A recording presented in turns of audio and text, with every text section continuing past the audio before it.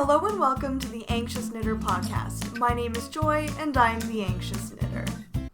I'm so anxious that the first time I ever had to make a vet appointment for Opie, the conversation with my mom went something like this. Okay, but when I call, do I introduce myself first or do I introduce my dog first? I don't know, Joy. Just you call and tell them you want to make an appointment. Okay, but do I say, hi, my name is Joy Garofalo, or do I say just that I'm calling to make an appointment for my dog, and they're going to look it up, and they're going to ask me my name? I don't know. It depends who you get on the phone, how they do it. Okay, but I need to make sure that I don't sound like a weirdo. You get the picture. And despite having made at least half a dozen appointments for him at this point, I still don't know what the script is, so whatever. Welcome back for episode 14. Like I said, my name is Joy, and I'm coming to you from Waterloo, Ontario, Canada, where I live with my husband Luke and our dog Opie. This is a podcast mostly about knitting, but occasionally about crochet, sewing, and whatever other crafty thing catches my fancy at the moment. If you are a returning viewer, thank you so much for coming back. It means so much to me that you would want to spend a little part of your day with me. And if you are brand new, just stumbling on my little corner of the internet for the first time, welcome! I hope you find something that you like, or that is funny to you, or interesting, or any positive adjective you can insert into that phrase. So I have a lot of stuff to talk about. I had a much better week this week, I will say, than I did last week. And I hope that is reflected in the episode. So I hope you guys had a great week. I know some of you were at the Knitters Frolic in Toronto, and I know there were other events happening. I think Stitches United? Stitches something was happening, I'm pretty sure. Among other things. Anyway, regardless of events, I hope you had a good week. I have some really exciting things to tell you. I've been looking forward to talking about this since the weekend. So I have obviously stuff about the Knitters Frolic, just some stuff like everyday stuff. I have whips, I have stash enhancement. Oh yeah, I got stuff I bought for knitting because I bought a lot of stuff for knitting. Okay. Okay. Yes, so why don't we get started with, of course, the first segment of the podcast, which is my DWeeb Story of the Week. Okay. My DWeeb story is simultaneously a DWeeb story, but also a total win story. So I'm really excited to tell you about it. I'm the dweeb. Nobody else in the story is a dweeb, just me being a dweeb. But anyway, so on Saturday, obviously, Luke and I went to Toronto. I love Toronto, personally. I'll talk about that later, actually. I'm just going to cut to the chase here. So after we went to the Frolic, we went to the Eaton Center, and then after we went to the Eaton Center, we went to IKEA. Because we love IKEA. We would live in IKEA if we could. We were just walking around. Mostly we just went to eat on the way home. But we also did a teeny tiny bit of shopping there, but not anything crazy. We weren't buying couches or anything. Anyway, so we went to go eat. Luke went to go buy the food. I went and grabbed a table. I was sort of on the edge of the food court, right where people come in to go get their food. So I was sitting there Instagramming on my phone waiting for Luke to get our food.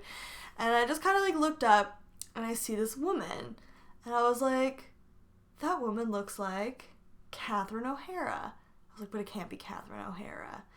And then I looked down at my phone again, and I was like, she looked a lot like Catherine O'Hara. And I look up again, and she was looking around, and I was like, dude, that is Catherine O'Hara, who, if you do not know off the top of your head who Catherine O'Hara is, she's the mother from Home Alone, Delia Dietz from Beetlejuice. She voiced Sally and I think Shock from Nightmare Before Christmas. She's Moira on Schitt's Creek, which is the funniest show right now, I swear, on television.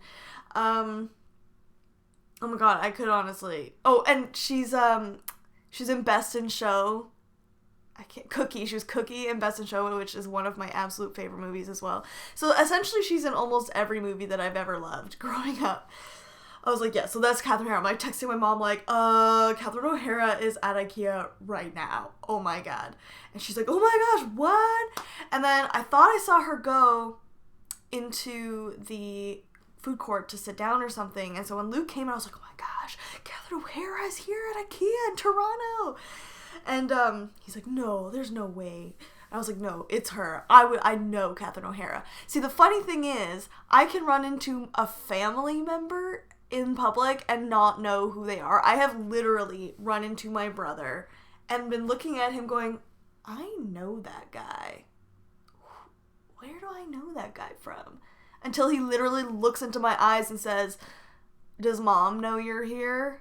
Like, that's how bad I am at recognizing people in public. But I can recognize a celebrity, no problem. Because I also spotted the guy who plays Remus Lupin, David Thewlis, back in high school at a art fair, the International Art Fair in Toronto. Anyway, off topic. So Luke and I eat our food, and Luke's like, well, I want to see if I can find her. I was like, okay, well, but like, let's not be weirdos about it. So we like walked the food court sort of and couldn't find her. We're like, oh, well, maybe she's gone. Maybe she left. And so we went down into the marketplace in the basement and literally turned into the kitchenware, the first kitchenware aisle. And there she was, like, just with her cart shopping. And then we sort of walked past and I was like, well, I don't want to like bother her. Like, I don't want to draw attention. She probably just wants to get her stuff at IKEA and go.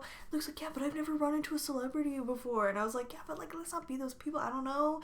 I think that was really honestly the anxiety talking, but I was like, I don't know. I don't want to offend her. And then I see him walking away. I was like, don't do it. He's like, I'm going to do it. So then he did. I heard him introduce himself. And then I kind of like snuck in. And this is where the dweebiness comes in, because whenever I talk to famous people, because I've done the con thing, like I've met Leonard Nimoy and William Shatner and Alice Cooper. My body does this. I do this. I stand there like this, like a freaking vampire. I don't know. I'm like, hi, I think you're really cool and I really love your work. So I definitely did that, which was like, oh my god, Joy, why do you do this to yourself? Why do you do this to other people? But anyway, so we talked to Catherine O'Hara, and I got to tell her how much I love her movies, and I told her how Nightmare Before Christmas was my very first movie in a theater. I was 2 years old, and my parents were worried that I was going to be afraid because we were sat right in the front row.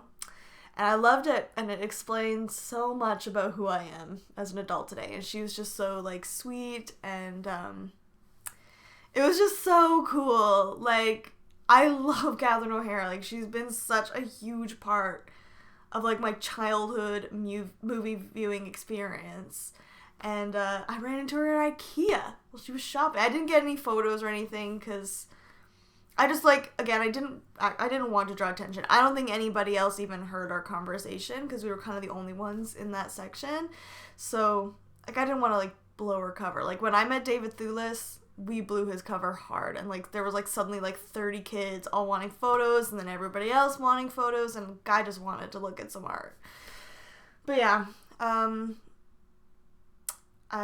Luke was totally normal having that conversation. It was just me standing there like a little creepy like fandom vampire. So dweeb story, but also win story. Yes. Okay.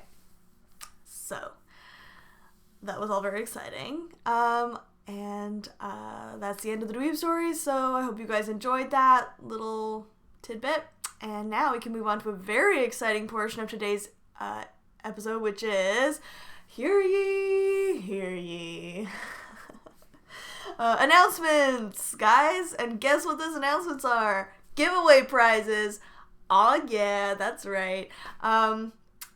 I loved reading all of your answers to the prompts. I feel like the color palette one maybe like doesn't initially seem very exciting, but like to me it's very exciting because I literally like everything is a color palette for me. It's like one of the first things I notice about a movie or a book cover or a town. Literally it's like I'm looking at the colors and I'm thinking about how I can translate those colors into something crafty, if you know if they're appealing. But anyway, you don't care about that. You care about who won. So let's start with the giveaway for Luke's bag, which is, oh, what did that do to the color? It's because it's like the same color as my room, probably. Yes, so here is the bag that Luke made with its white zipper and its soft gray inside. Yeah, so the winner of, let me get my paper here. The winner of Luke's bag it was post number 20. The yarn goes on, who is Lisa from Wisconsin. Congratulations, Lisa. And her favorite color palettes, the things that she reaches for, are seawater colors, all the greens, blues, and their combinations. So, I guess this is, like, really well suited to you.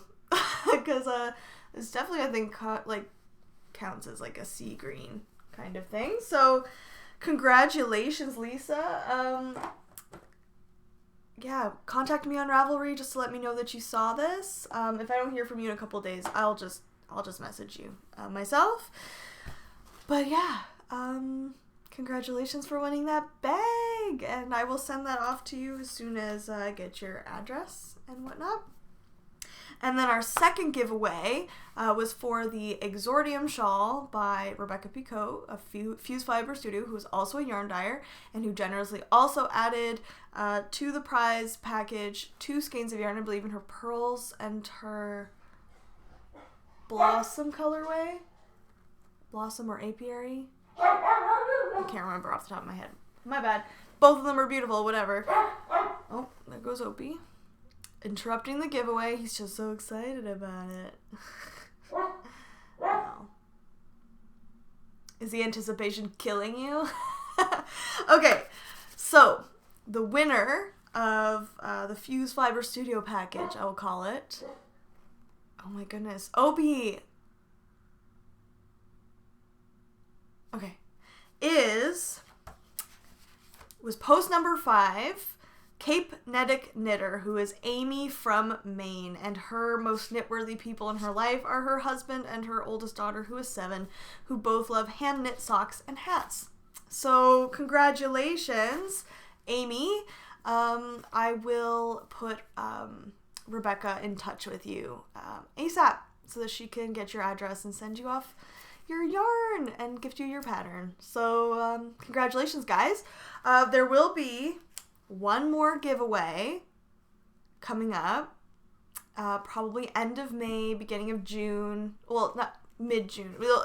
Essentially, this giveaway will not necessarily have a purpose, except that I will be celebrating the end of a very stressful theater season, and I feel like the best way to celebrate that is to give something away. So there will be another giveaway coming up, so just keep an eye out for that, which will be a sock pattern and some yarn.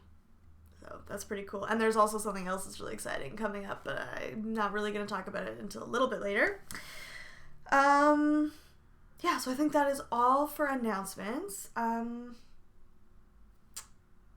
So I don't have any finished objects. I know, not even a half finished object. I actually didn't get a ton of knitting time this week. I was pretty busy. But I do have some stuff to show you. So let's skip right on over finished objects and go into works in progress. Yes, I have a few of those for you. Yes, so let's talk about my Exordium shawl first, since, you know, it's all fresh in our minds. That dog and the barking. Okay. So the issue is that there is someone who moved onto our street who has a yellow lab who is very cute, but they leave this dog on the front lawn, like tethered to the front lawn for most of the day, and the dog barks at everything that goes past, and every time that dog barks, Opie has to leap off the couch and go in huff and puff like the big bad wolf at the sliding door to the balcony. So I'm really sorry if you hear this all the time. It is not my fault. It is my neighbor's fault. It's also a little bit my fault. I really need to get on the barking thing. Anyway, that aside, I did get some progress done on my exordium shawl.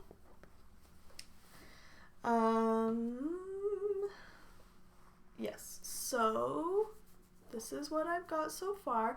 As you can see, this is roughly where I was last time. So I finished the second striping section. I finished the second lace section, and I'm into the main color garter portion, which is funny because I was like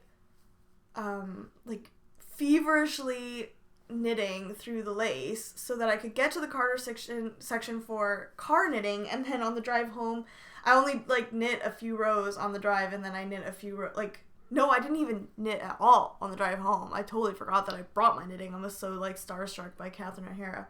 But anyway, look at it. It's already pretty big, and I have still quite a bit of garter to do, and this looks like insane the way I'm sitting here. Anyway, I still have a couple sections to do, but yeah, I flippin' love this. Look how nicely it goes with my chambray shirt. I don't know why that needed to be mocked. I love chambray shirts and denim shirts, overalls, denim. I love denim. But look how pretty this is. I'm really enjoying this. It really, again, I don't have a lot of time or brain power right now for really, really complicated knitting because my job is stressing me out, and when I'm really stressed, I make a lot of mistakes.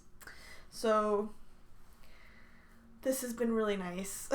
I did make another mistake in the striping section, but where I dropped a stitch and picked it up weird, but again, you could barely see it. I think once it's on, especially, you're not gonna be able to see it, so whatever. I didn't realize I'd done it so wrong until I was 2 or 3 rows up, and by that point I was like, well, this is what it looks like now. Oh, and I changed my progress keeper because I got this little hot air balloon charm. I don't know how well you can see that. I don't know, but it's really cute, and it matched the shawl perfectly. So why the heck not? Yeah, so here's what I have so far, what I have left, sorry, of my skeins. I don't know, I'm kind of anticipating having quite a bit left over of this, because there's not a ton left that needs to be done in the contrast color, which is exciting. I like having leftovers, actually, because it means I can make more things out of a single skein, which, I don't know, makes spending the money a little less painful sometimes. Yeah. So again, a lovely pattern, so good for that's the wrong side. So good for beginning lace. And even if you just need something that's going to knit up quickly, that's just going to be relaxing. You can watch TV or a podcast or whatever, and not really be afraid of, messing up your counts or whatever. And I actually think this would be another one of those shawls that'd be really good for a gift knit. If there's someone that would like a shawl, but you don't have the time, or you just are one of those people who doesn't want to invest hours and hours and hours and hours and hours on a shawl for a gift. I think that's a really good one. That's definitely, I know I say this all the time, but this is definitely one I'm going to revisit for gift knitting. Yes, and then the Bates sock debacle. Also, okay, I have not watched the final season, so I have not seen the season finale yet, so please no spoilers if you have seen it, and you know that I like Bates. I'm still in season 4. I think I'm coming to the end of season 4, but anyway. So if you'll recall, I had that issue where I knit a vanilla sock in the Bates yarn, which is Mother's Home by Legacy Fiber Arts, in their Cozy Toes base, and it didn't really fit, and that was sort of mysterious to me, but I was a little annoyed, so I started a new sock, and this one is a ribbed sock, so I've not obviously gotten very far. 64 stitches, 3x1 rib, 1x1 cuff. I made a new little key progress keeper. Whoop, it's jiggling around. Look how cute it is. I love old keys. So I think, I'm pretty sure this is going to fit because his last pair was ribbed and they fit perfectly. So I think I'm just going to, I think if I don't know precisely the size of a person's foot, I'm just going to go with a ribbed sock. Or something that is definitely going to be stretchy, like a mercury sock for a girl or for a guy.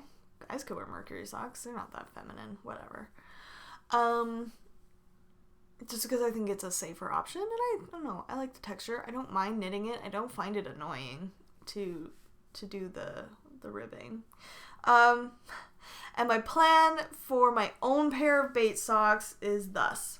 I'm going to knit this entire pair, which is going to break into my second skein. I'm going to see how much I have left over.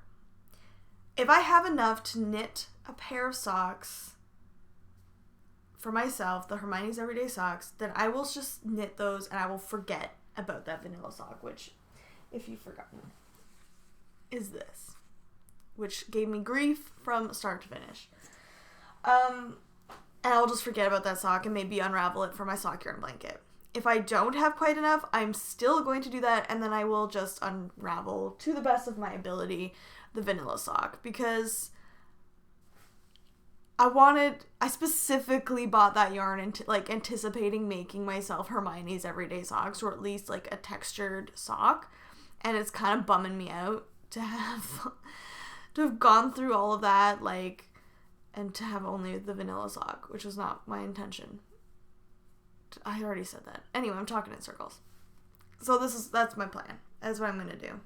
I just think that's going to make everyone happier. And it's kind of a pain because I know I knit that entire sock and I wove in all the dang ends. But I'm just going to have to make the sacrifice. So anyway, these ones are being knit on my 2.25 millimeter Chow Goose. And yeah, still loving these needles. I gotta tell you. I really like them. I can't wait to get some more. Yeah, so that's that. Not much to show there. And I also started another pair of socks for my May socks for the Grocery Girls Sock Bash. Oh, it's weird that I didn't. Hold on, let me just push the needles back in.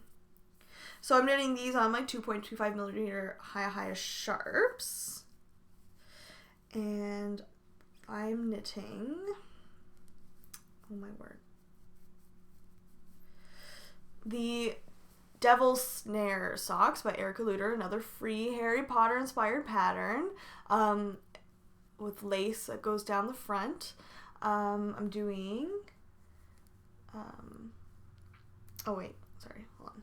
And here's my little progress keeper from Kath of Knitter Scarlet. And I am knitting this sock. So the contrasting heels, toes, and cuffs are that Lichen and Lace Seagrass colorway. Amazing. A $27 skein of yarn, and I managed to get three projects out of it.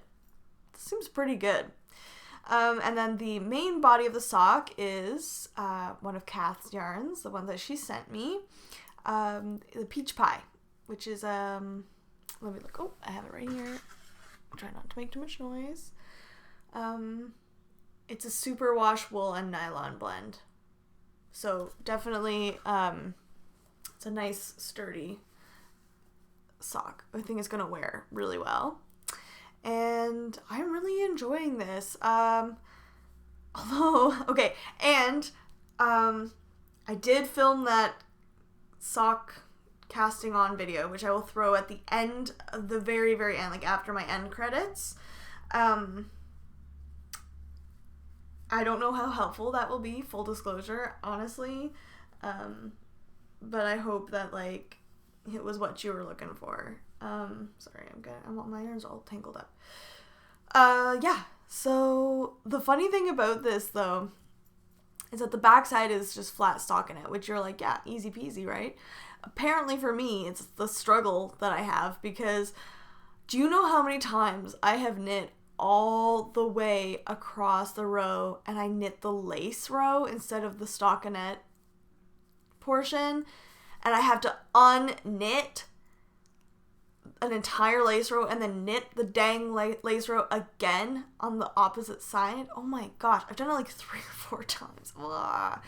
But it's okay because it's really easy lace, but it has like this really, I just think it's got beautiful, like it'll have such a beautiful impact, but like it's literally just yarn overs, slip knits, and knit 2 togethers, and like one little decrease, one little like center decrease, but it's very, very easy. And I would suggest the pattern. Because this, okay, really quick. This, like, I feel this episode's gonna be really long. I'm really sorry. So the Grocery Girls May theme, I think, was like spring flowers, essentially, like gardens and flowers. So I spent so much time trawling Ravelry for a free pattern that looked floral or whatever, and I was struggling so hard. And then in the end of the day, I was like, Devil Snare is a plant. I'm knitting it out of spring colors. This is herbology in spring. Okay, that's what I'm going with. This is sprouts, like herbology greenhouses in spring. So that's how I'm justifying it. And I wanted to show you the cake because it looks so pretty in the cake. I just love those like subtle sandy colors in there. Just gives it so much dimension. So yes, love it. And then I have one more work in progress, which is a little bit different for me. So it's also kind of an acquisition. When I was at the Frolic, I thought, you know what?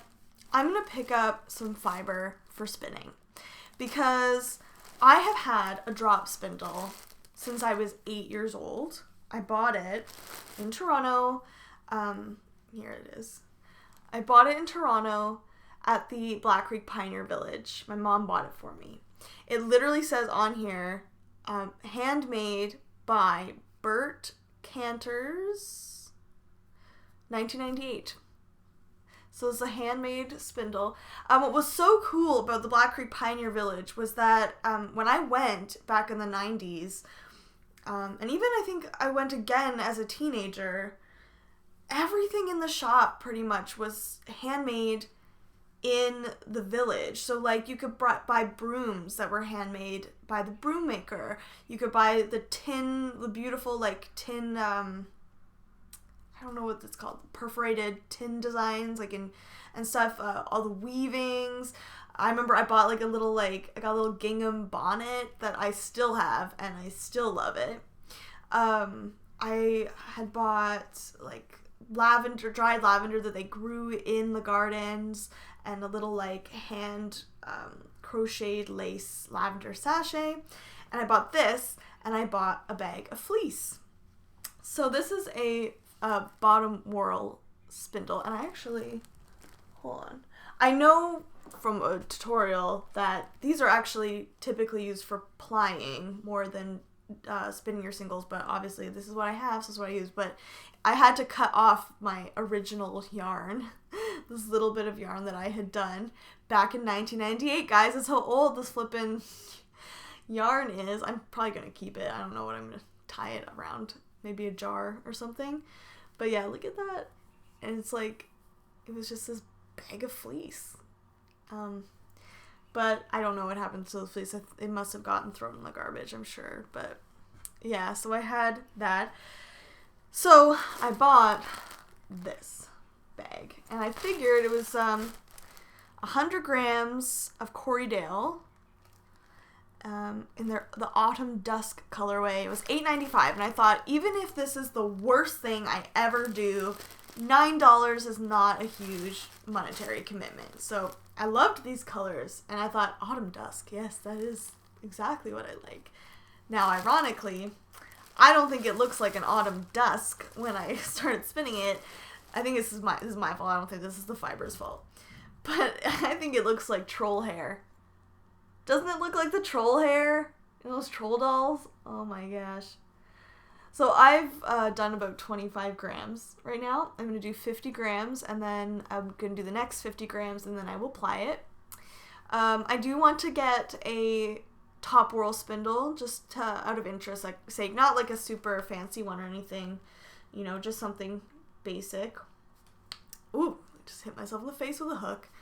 But I really enjoy it. I watched a couple tutorials, and then I just kind of started doing it. I remembered sort of some of the, like, my body actually still remembered some of the process from when I was learning at the Pioneer Village.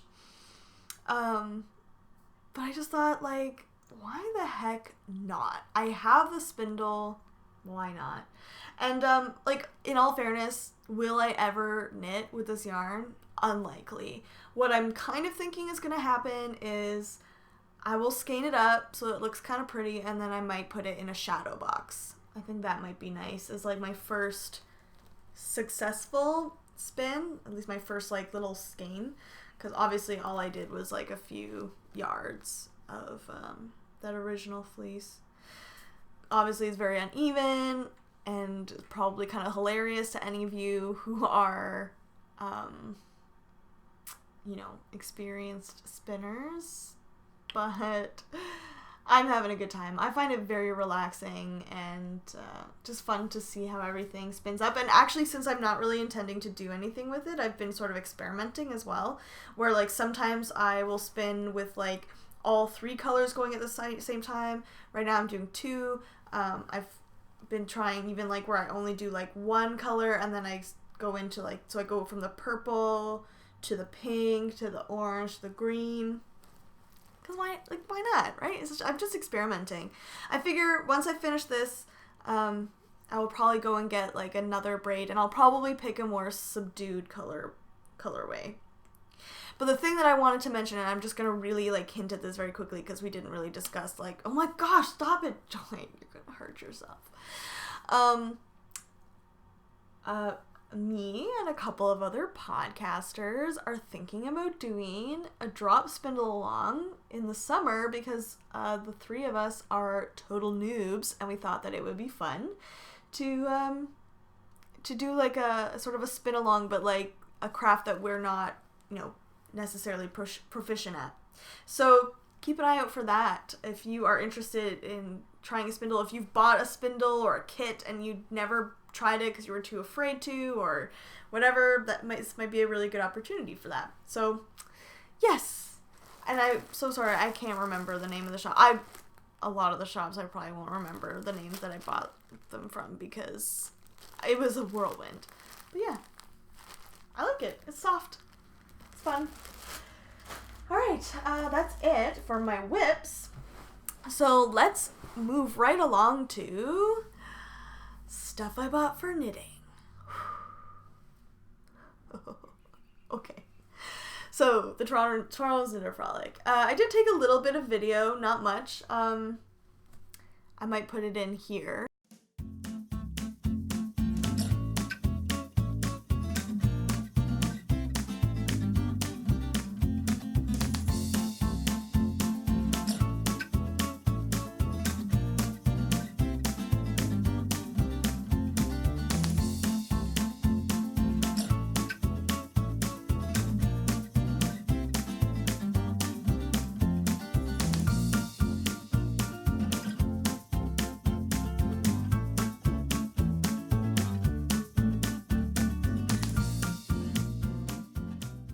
Okay, tell me how you felt at the Knitters Frolic today.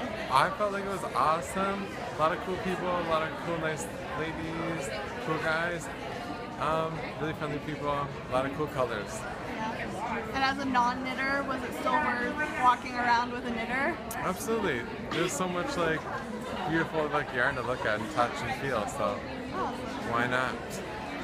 Good. Well, I also had a really good time, obviously.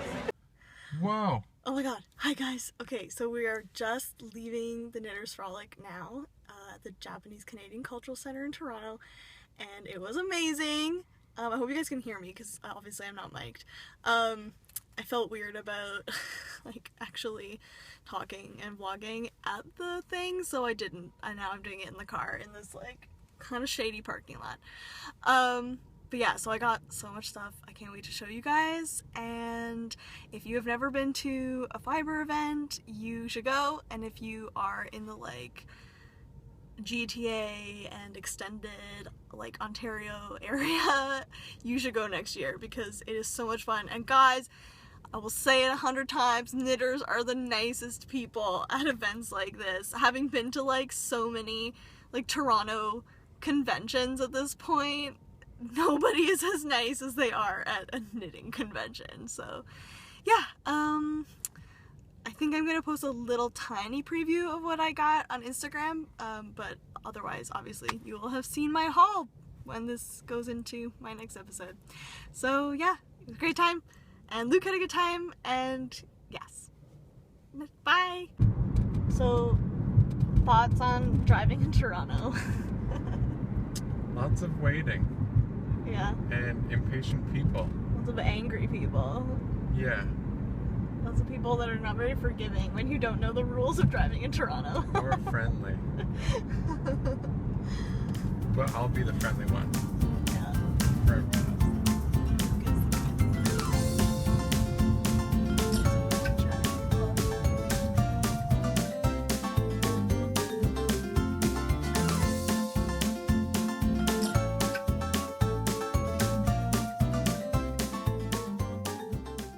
It was so much fun. Having done the con thing before, like I used to go to Fan Expo in Toronto, which is like Toronto's Comic-Con, like every year, and I used to cosplay every year. It was usually Star Trek. I'm a huge Trekkie, but I also did Rogue from X-Men. Luke and I did Rogue and Wolverine the one year. And it's a lot of fun. I really enjoy cons, which is funny considering the like social anxiety thing and not really liking crowds, but like I guess the love of fandom kind of makes it more enjoyable. But I will say you do get a lot of people that just like, they do not care how much space they're taking up. They don't care how much space you're taking up as long as you're not in their way, and if you are, they'll just kind of push you out of the way. To get to that deal or whatever, to that product or to that cosplayer to get a photo. And there are a lot of really nice people at like Comic-Cons, but there are also a lot of people that like could do without having interacted with this person. A knitters convention, on the other hand, everybody is so nice. At least I found that they were so nice. You know, you'd see people going, "Oh my gosh, I love your shawl. I love your sweater. What yarn did you use? What pattern is that?" And everyone's, you know, freaking out. I had so many people comment on my Pure Joy, which was so cute. Like, even I was walking out of the bathroom, this old lady stops me and is like, "I love the colors of your shawl." And I was like, "Oh, thanks. That's so nice." And coincidentally, it was Indigo Dragonfly who had a booth all to themselves, which was kind of cool. But everybody was just so nice and talkative, and I don't know, it was just a really nice atmosphere. Definitely something I'll be doing again. Luke had a really good time, actually, and I do have a little clip where I was filming him talking about it. But yeah, I ran into a subscriber, Brent. Hello, Brent. It was nice to meet you. It really was. It was really cool. And also I met Eric of Sticks Plus Twine. What? That was really cool. It's so weird when you like see these people in real life and you're like, oh my gosh, yeah, you are actually a human being who walks this planet and has an existence apart from what's on my screen. Amazing. So that was pretty cool. Yeah, so why don't we get into it? I'm not going to go in any particular order because I don't even know. Anyway, I will say the first thing I bought was Lichen and Lace. And they gave me a little tote bag with my purchase, which I think is so pretty. As you guys know, I was aiming to get yarn for my exploration station from Lichen and Lace.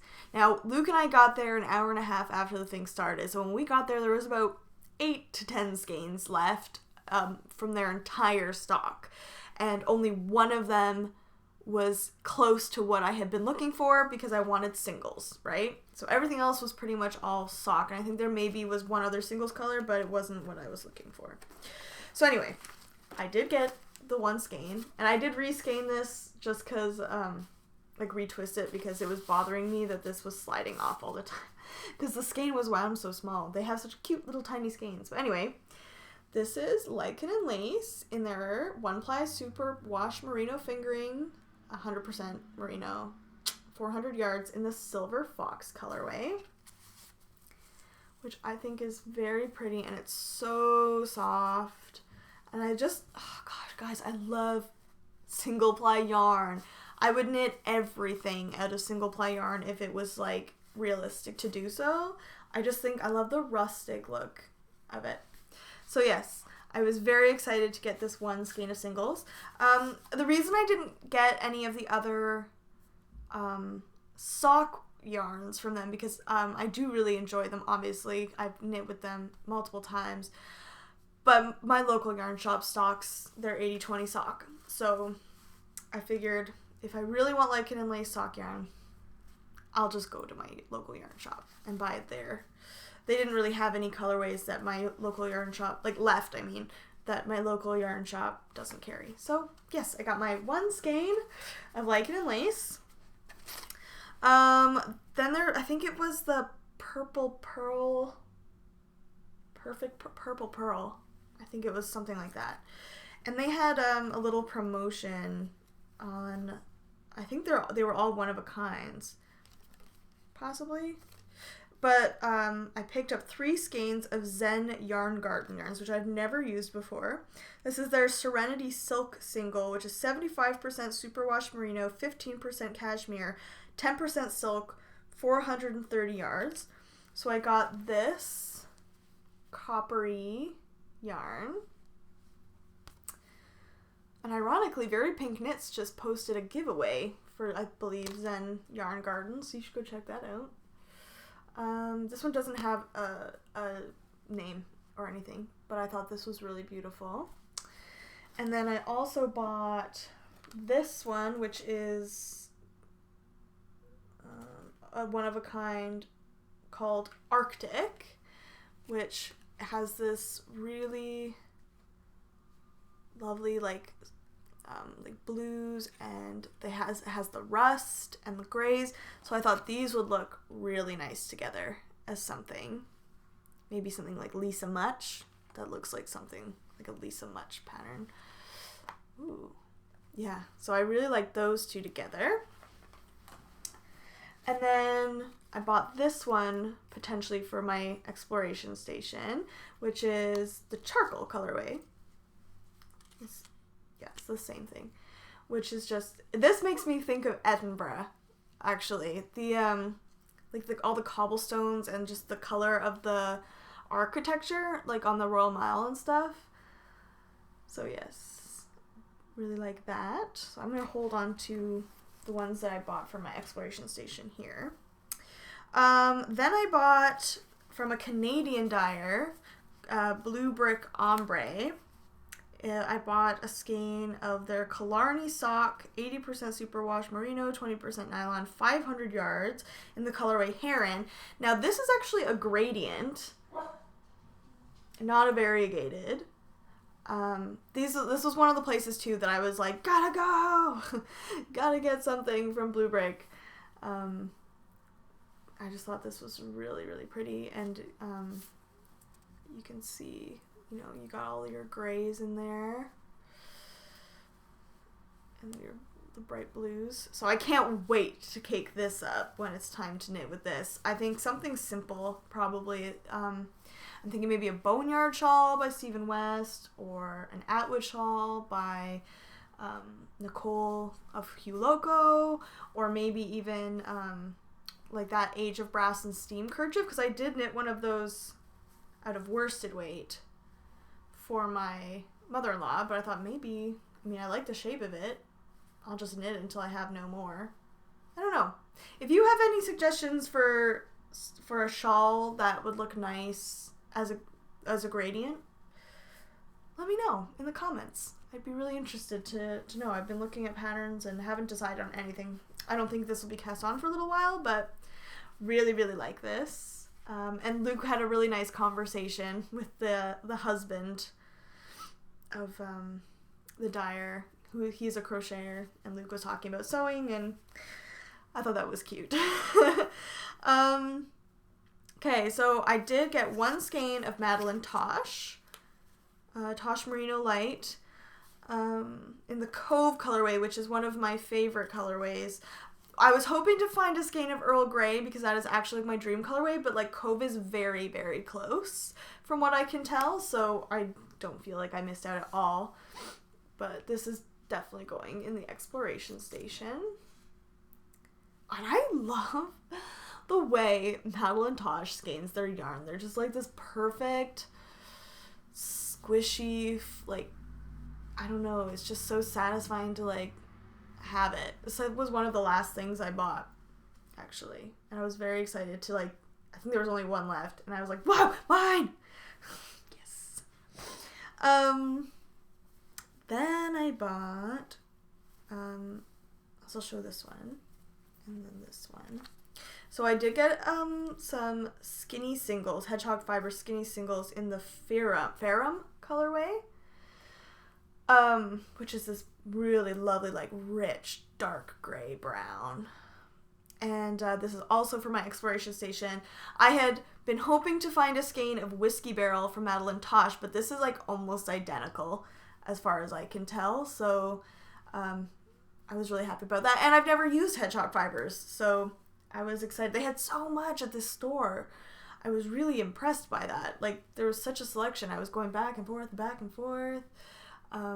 So yeah, I'm really excited about that. So if you're curious, that would mean my shawl would be, let's see if I can hold them all together, these 4 colorways, because I wanted something, hold on. I wanted something a little more subdued. I've been doing a lot of sort of out of my comfort zone bright colors, and I kind of wanted something a little more chilled looking. But I have one more thing to say about the exploration station. But yeah, so this is currently what I'm looking at.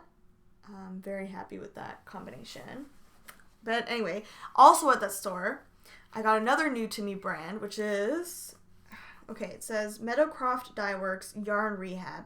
Rehabilitation for the yarn bereft. And it's this. Oh my god. Look at it. Oh, I love it so much, and it's so squishy. It is the Rock Shelter sock base in the Porch Puddle colorway. 400 yards. 100% merino. Superwash merino. Oh my gosh, just, can you look at these colors? Oh. I had picked up another skein with the intention of buying it, and then I looked and I was like, whoa, how did I not spot that one? Oh, yeah. So I have exciting plans for this one. And then the last shop that I'm going to show you was Yarn Indulgences. And Yarn Indulgences is a Canadian dyer. I've been admiring their work, like their yarns, forever. And what's really cool about Yarn Indulgences is if you go to their website, they actually have a points program.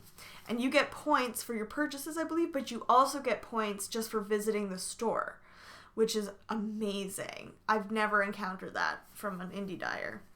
So I bought 3 skeins of Yarn Indulgences, and they were all one-of-a-kind skeins, I believe. Yeah. They were all on her one-of-a-kind rack. So, Luke picked this out for a new hat. Currently, he has a sockhead hat, but I was a very newbie knitter when I knit that, so obviously it's like the most basic fingering weight hat. This one, I've already picked the pattern. I'm going to knit the Quist hat by Melanie Berg, and I'm actually going to knit myself one too because it's a beautiful pattern. But yeah, it's just got these like rusty colors. These like, it's more green than it's showing up on stage. On screen. Got theater on the brain, honestly.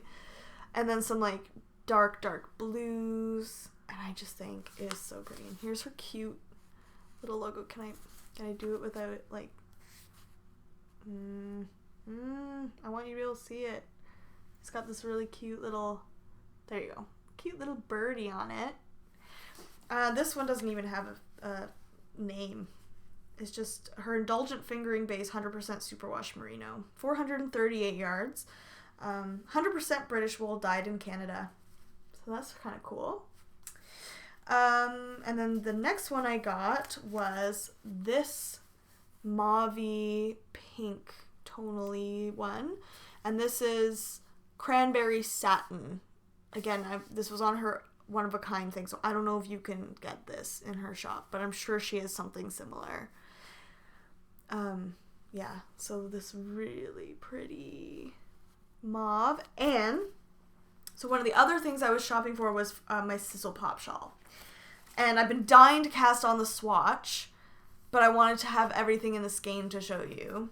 But this is what I'm thinking for my Sizzle Pop. Yes, I think this is going to be so pretty. So this would be my main color. This would be the contrast color. But I just think, hold on, let me see if I can, so you can see more of the yarns together. Because it's got that same Mavi, this one's got like that same Mavi Pink in there to just bring everything together. And oh, I just think that's going to look so pretty. So now that I have shown you, I can cast on my swatch. And then the last skein from Yarn Indulgences is the Suspense colorway. Same base. You could see a little sneak peek of this on my Instagram. I did a boomerang video of my bag. I'm thinking this is either going to maybe be like a little fingering weight cowl, like maybe the Star Shower cowl, or it might be a hat. I'm thinking it'll probably be a hat. But yeah. Look at those. Sorry, I thought I heard my phone, but I wouldn't hear my phone because my phone's sound is off. Oh, sorry. Whoa, had a moment. Yeah, so very like rusty and kind of vintagey looking. Yeah, so that's what I got. I had actually intended to buy needles. I was looking for Chiaogu needles. I was looking for the signature needles, but there really was not a lot of selection in terms of needles. There was a lot of Hi-Hias, which I can get at my local yarn shop, and Addy Turbos, which I can also get at my local yarn shop, but which I wasn't really in the market for. I was specifically looking for Chiaogus, and I was thinking about getting a pair of signatures. That being said, my local yarn shop apparently is stocking signatures now, so I might have to go and take a look at that sometime. And again, like, full disclosure, I saved up for months for this. Like, this is like all my birthday money. It's like half my Christmas money. It's like I was pinching from my paychecks. So, I mean, this is not the regular. I don't really buy a lot of yarn generally. But I think this is going to be really good. To keep me going for a while. I won't have to buy anything for a while because I have a few projects lined up.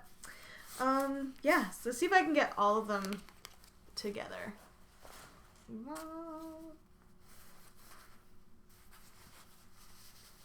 Oh my word.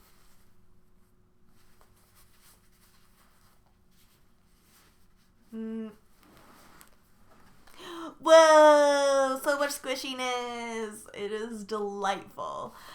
Yes. So the one thing I wanted to say.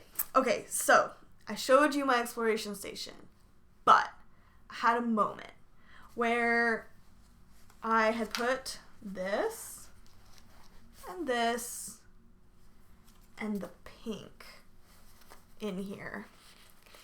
And I was like, oh no, I really like the pink. I just think it like softens it up really nice. But I'm obviously like, I'm using this for the Sizzle Pop because I want the whole shawl to be singles. So I'm kind of like, I'm going to try the Sizzle Pop first as opposed to I was originally planning to do the exploration station first, just because I want to see if I like if I can acquire over the summer, maybe a pink or something. But tell me what you think. Do you prefer having that touch of pink, or do you prefer having this really like neutral, kind of moody, soft blues and browns? Like which one do you like better? I'm interested to know. Yeah, so that is all my yarn. I can now put it in my stash box. Oh, actually, I have one more skein to show you, which was a birthday gift from my mother-in-law. So let me just toss all those into the box beside my chair. Okay, yeah, so my mother-in-law, Luke went shopping with my mother-in-law at the local yarn shop, and they picked out a skein for me. So they picked out the skein of Cascade yarns. They're hand-painted sock yarn. And does it have a colorway, or is it just a number? 9808. So it's got these like mustardy yellows and navy and white and a dark brown. I've never knit with the Cascade yarn. It's very soft. I've never been disappointed with the Cascade yarn so far. But I think I'm actually going to make these into a pair of socks for Luke. They just seem like they'd make really good manly socks, don't they? Because they're like... Because I looked at pictures of how it knits up, and it's kind of like a cool, crazy, variegated. So I think that would look cute under his pants, under his work pants. So yeah, I've got another pair of socks waiting to be cast on. Thank you, Bev. Very much appreciated. Yeah, so I believe that is everything that is knitting related. Yeah, so I think that brings us to the end of the knitting portion of the podcast. So if that's all you came for, I hope you enjoyed it. I know it's a bit longer today, I feel, than it is normally, but that's just because there was an event involved. Yes, but if you would like to stick around for my last segment, feel free to do so, and that would be my life, etc. Yes, I actually don't have a ton to talk about. I'm just going to briefly talk about Toronto and my birthday and whatever. So let's start with my birthday. No, actually, let's start with Toronto. So after the Knitters Frolic, we went to the Eaton Centre, which is this really big multi-floor mall in like the middle of downtown Toronto, I guess. I don't know. I don't really know, okay? I love Toronto. I go to Toronto a lot. My parents grew up in Toronto, but I kind of struggle with like getting like around Toronto knowledgeably. Luckily, my parents both remember like how the subway system works and where everything is, pretty much, because otherwise I'd be lost all the time. But it was fun. That mall is overwhelming, though. Like, and what's funny is that it has all these, like, really, like, fancy, like, grown-up stores, like Michael Kors and Harry Rosen and Kate Spade, and, like, where did Luke and I make our purchases? Hot Topic and the Disney store. Like, I don't know, man. We're so lame, but whatever. Yeah, it was, it's funny because when Luke and I first were getting married, I really wanted to live in Toronto. I thought this is the time, right, to live in Toronto, but Luke didn't want to, so we stayed in KW. And then now that I've kind of gotten to the point where I don't think I'd want to live in Toronto anymore, it's just absolutely, it overwhelms me. Now Luke has kind of been like, oh, it would have been really cool to live in Toronto. So it's just kind of funny how we flip-flopped. But I really do like being in Toronto. There's just so much to do.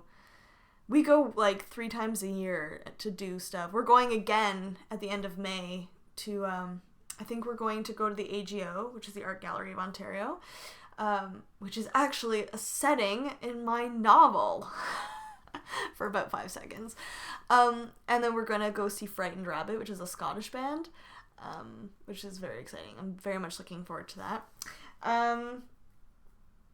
Yeah, and then when we went to IKEA, they had this special thing. They had virtual reality, which apparently only 3 IKEAs in the world have.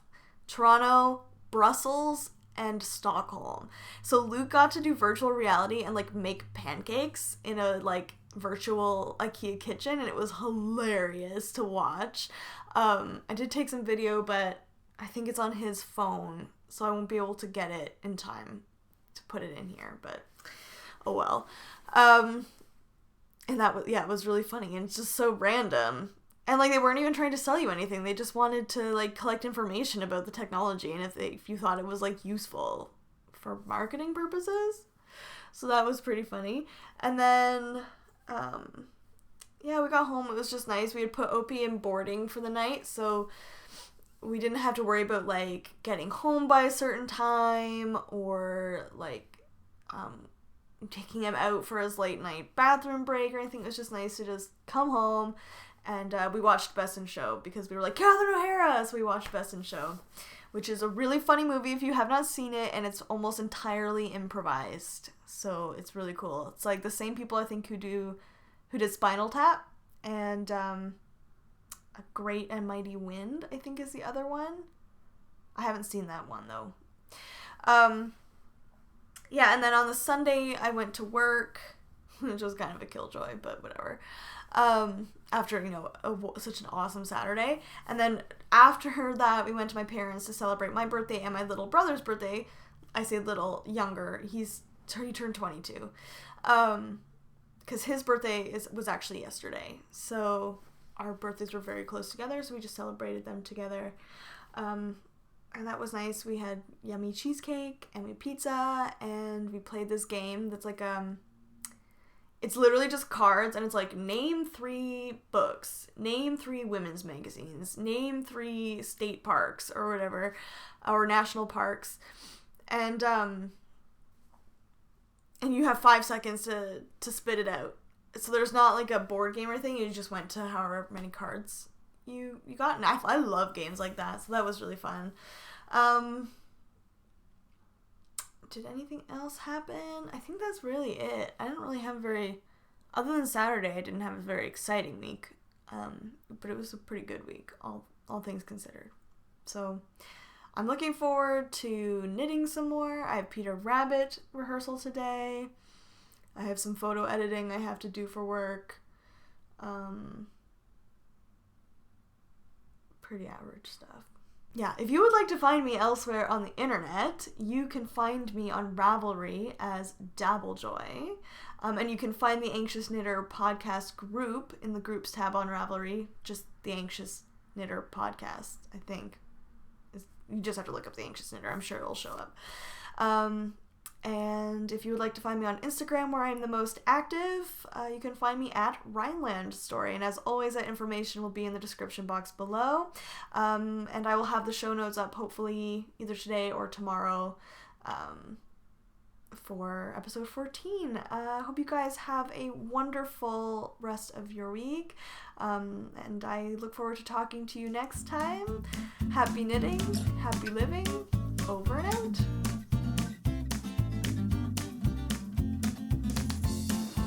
Okay, so this is going to be my attempt at showing you how I cast on my socks. So I use the German twisted cast on. So I'll show you a few of those, just so you can get a sense of it. But of course, there's lots of tutorials, like Very Pink Knits does a really good one. That's where I learned. So all you do is it's kind of like your long tail cast on with just a couple little extra steps. Alright, I started with a slip knot. You don't have to start with a slip knot. I just, out of habit, I tend to. So you have your slingshot, and then you go under both thumb loops, through the thumb loop on the left, sweep across under your index finger loop, turn your thumb, and scoop it through. Alright, so I'll show you that again. Through the left hand loop, swoop around to your index finger loop, turn your thumb, and pull it. And you don't obviously have to go too tight. Luke's doing the camera work today.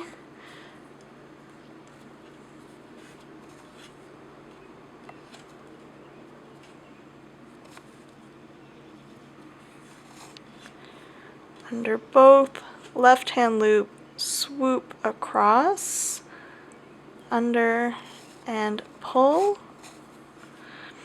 I'll do that a couple more times so you can see it. So under both, do the left hand thumb loop, across, scoop up that index finger yarn, and scoop it through.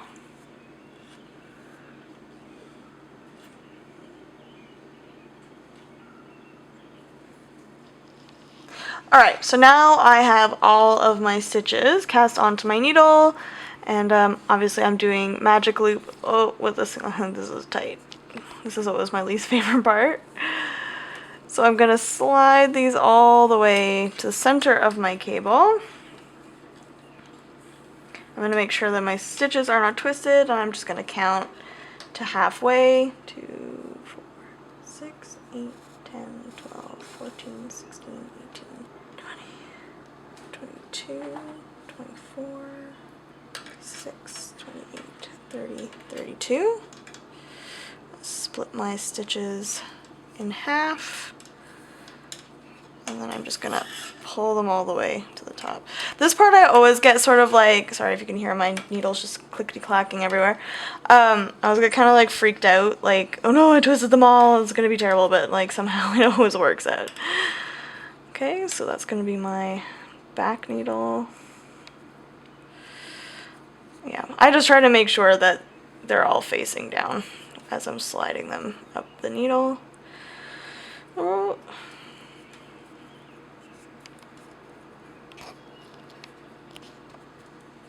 All right.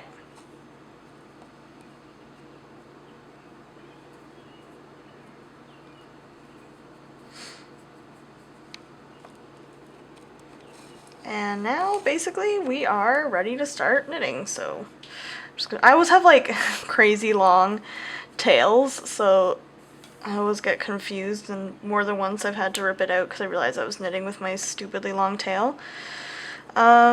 This first round I try not to worry too much about what's going on with that back needle, because it's gonna work itself out. Like once you get your stuff started. Oh wait, hold on. Let me just, this is what I want. Okay. Oh my goodness.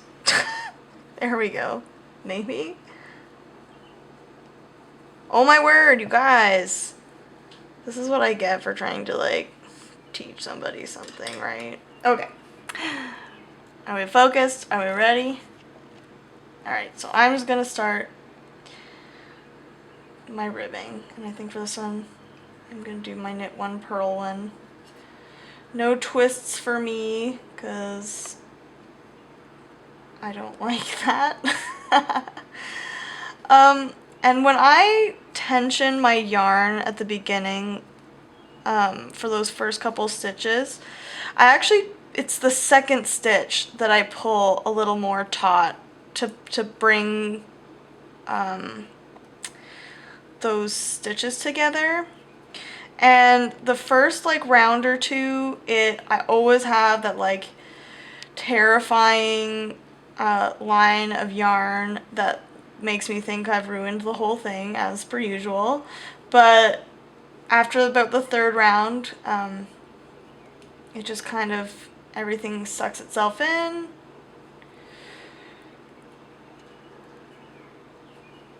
And it looks fine. And I always figure that little gap at the beginning, I always just use the end anyway to kind of weave that bit together and make it look a little more seamless. And obviously I'm a thrower. I am not a continental knitter.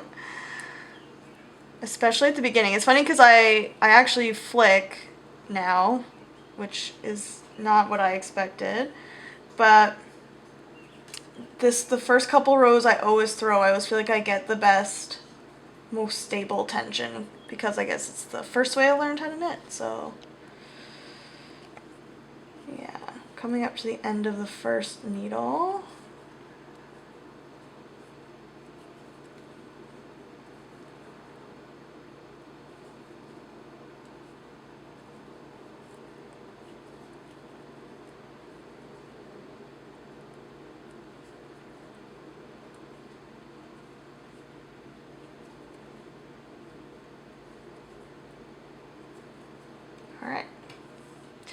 So I've got my first half of my round. Then I'm going to flip it around, as I'm sure you all know, you magic loopers. I'm going to squeeze that yarn on. I'll probably cut this until I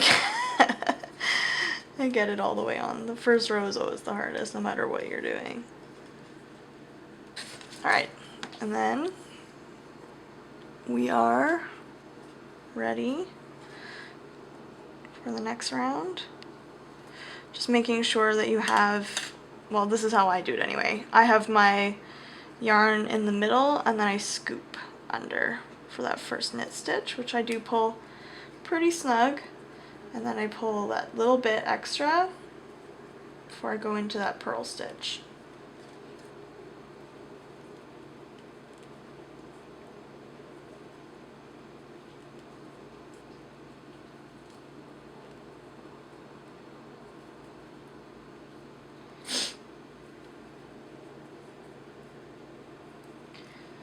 Alright, and I will come back to you when I have completed my round.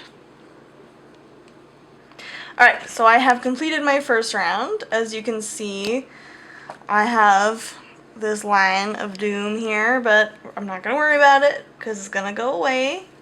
And I'm just going to scoop under my working yarn. And I'm just going to continue, and I just make sure that those, oh, hold on. Making sure that those first couple stitches are pretty tight, giving that a little bit of a tug. Not, you don't want to yank on it, obviously, but you want to give it that little bit of extra tension. And you just keep on keeping on. But yeah, I would recommend watching Very Pink Knits. She does a really good job teaching magic loop and German twisted cast on. Sometimes I still have to like go and watch her video on the German twisted cast on, just because like if I've had to do a different cast on for another project, sometimes it slips my mind. But yeah, I'm just gonna stop there. But that's all you gotta do, guys. I hope that was helpful to anybody. And yeah. It's my first time ever filming anything tutorial-like, so go easy on me. Alright, see you later!